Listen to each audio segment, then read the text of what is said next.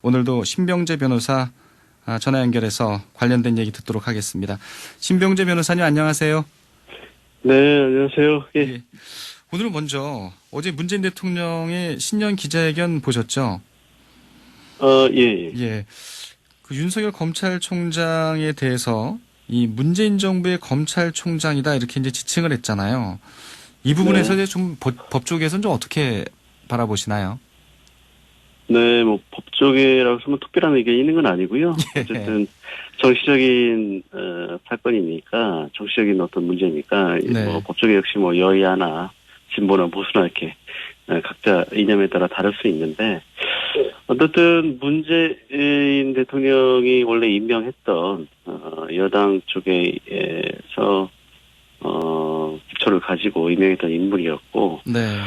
또, 최근에 이제, 계속 갈등 국면에 있었던 추미애 법무장관과 윤석열 검찰총장 사이를, 결국은 매듭을 짓고, 향후에는 국정 동력을 민생이나 경제적 안정에 좀 더, 집중을 하겠다라는 의지를 보인 것으로 보이고요. 네.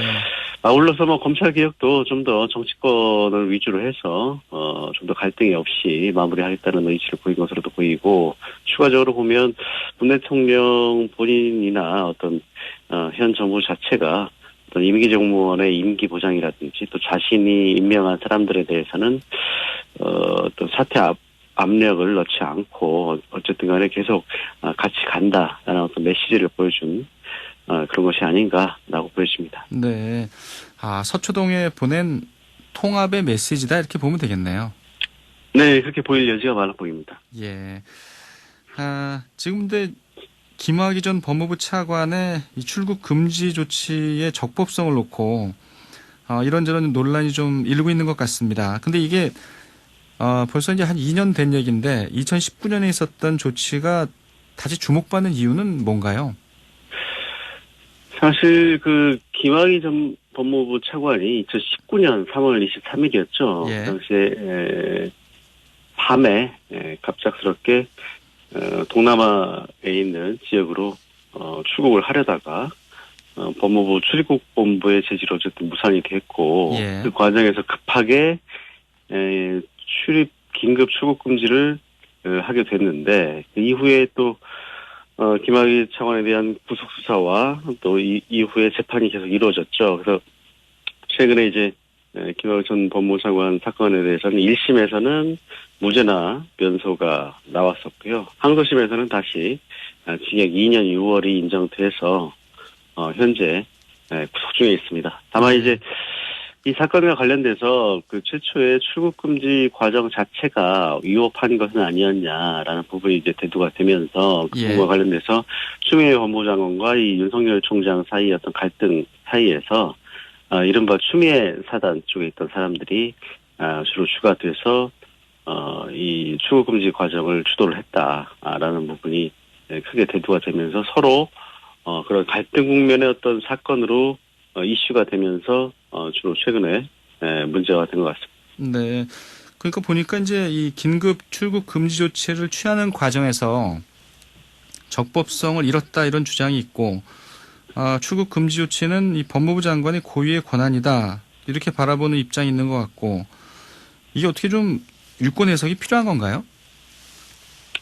그렇죠. 지금 물론 이제 김학의 전 법무부 장관이 해외로 도주를 하려고 했던 상황이라든지 이를 체포한 상황은 사실 대의적으로 보면 당연히 있어야 될 처분으로 보입니다. 다만 이 부분이 사실 법 규정 자체가 모호하고 입법적 공백이 있는 부분이 아닌가라고 싶은 부분이 생각이 있어요. 그래서 이 당시에 김학의 전 법무부 장관의 어떤 사건에 대해서는 이미 다 무혐의가 난 상태였고, 사실 과거사 진상조사위원회가 이제 출범을 하고 이 위원회 자체가 조사위원회지 않습니까?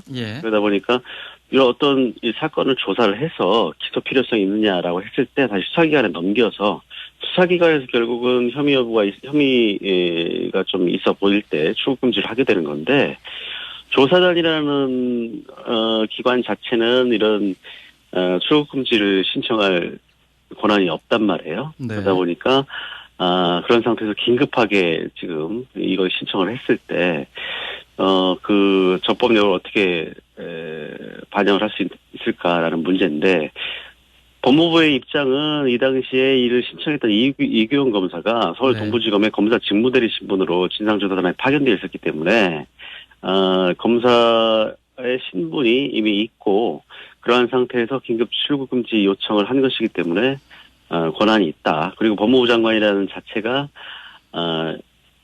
권한이 있는 장이기 때문에, 전반적으로 보면은 권한이 있는 상태에서 이루어진 것이다라는 주장을 하고 있고요. 예. 반면에 다른 입장에서는 당연히 제가 아까 말씀드린 것처럼 조사단 자체가 권한이 없기 때문에 그리고 그러한 상태였기 때문에 장의 인장도 없고 이런 위법한 서류가 접수가 된 것이고 그에 따라서 그 당시에도 우왕좌왕하면서 문제가 있었다. 또 적법 절차가 제대로 이루어지지 않은 상태에서 예전 서울중앙지검의 형사번호를 기재한다든지 네. 가공의 동부지검의 내사번호를 기재하는 방법으로 해서 갑작스럽게 위법한 절차를 통해서 이루어진 것이기 때문에 맞지 않다라는 갈등이 이루어지고 있습니다. 예.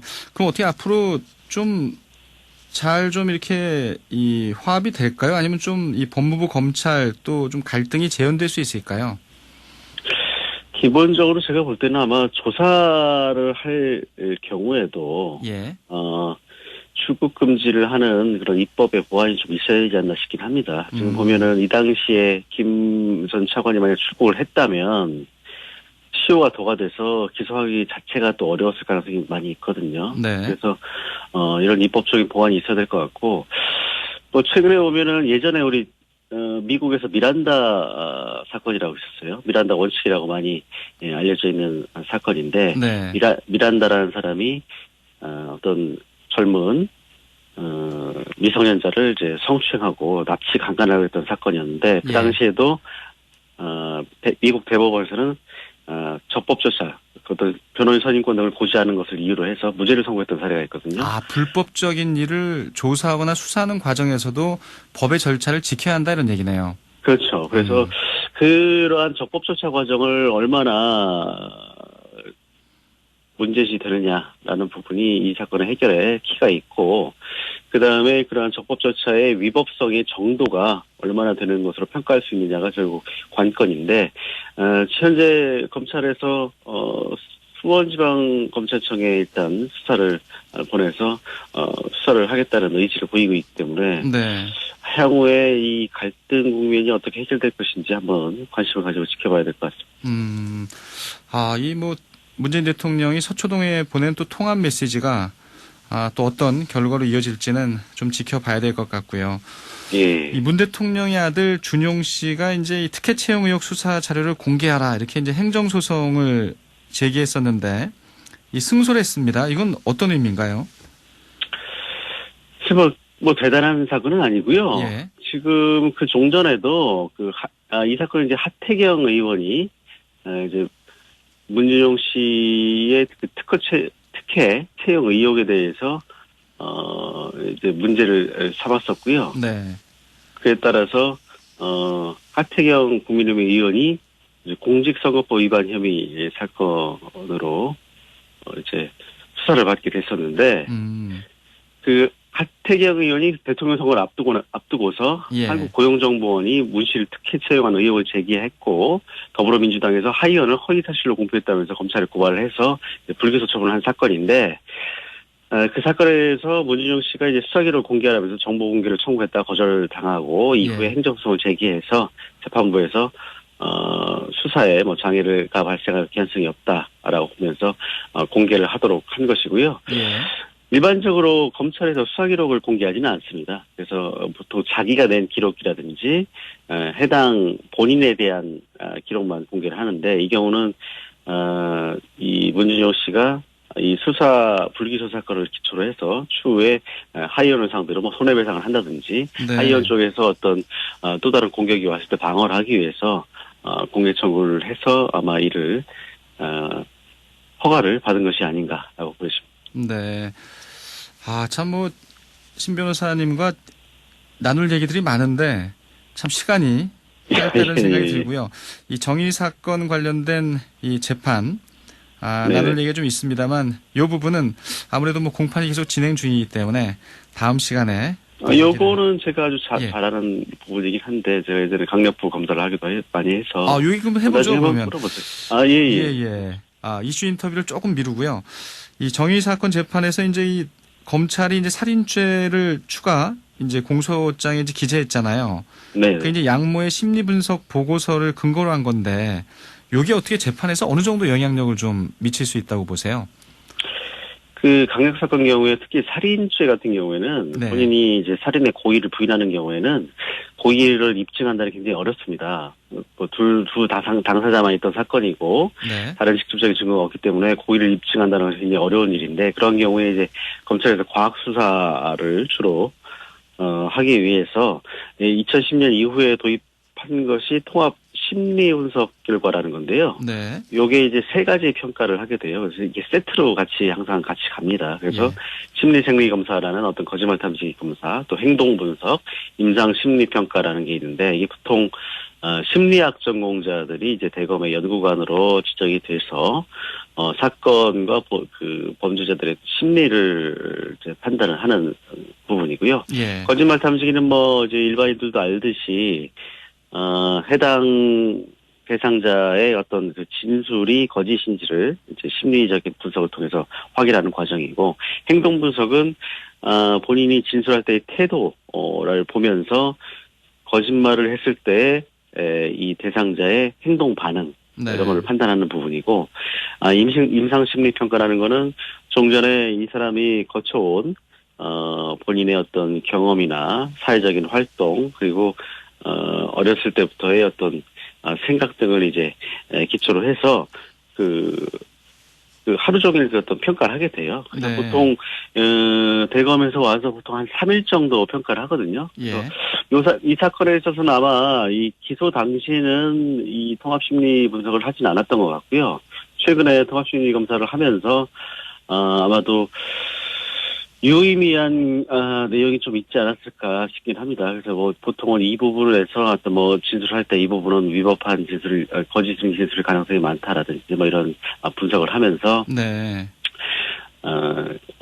이 살인의 고의를 추정을 하는 그런 보고서를 많이 이제 제출하게 되거든요. 그래서 물론 이제 이것만 가지고 결국은 고의가 있다라고 인정하기는 쉽지는 않고요. 다만 이제 이러한 통합심리 분석이라는 걸 한 지가 약 한 10년 정도 이제 됐기 때문에 예. 어느 정도 전문성을 가지고 있고, 그런 상태에서 조금 전에 이 정의양 사건에 있었던 어떤 부검 재감정이라든지 또 관련 증언을 다시 종합적으로 봐서 이 통합심리 분석이라는 건 어떤 정황 증거나 과학 수사의 하나의 요소이기 때문에 예. 정황 증거로 판단을 해서 같이 여러 증거를 합쳐서 중요한 참고 자료로 사용을 할 수는 있을 것이다.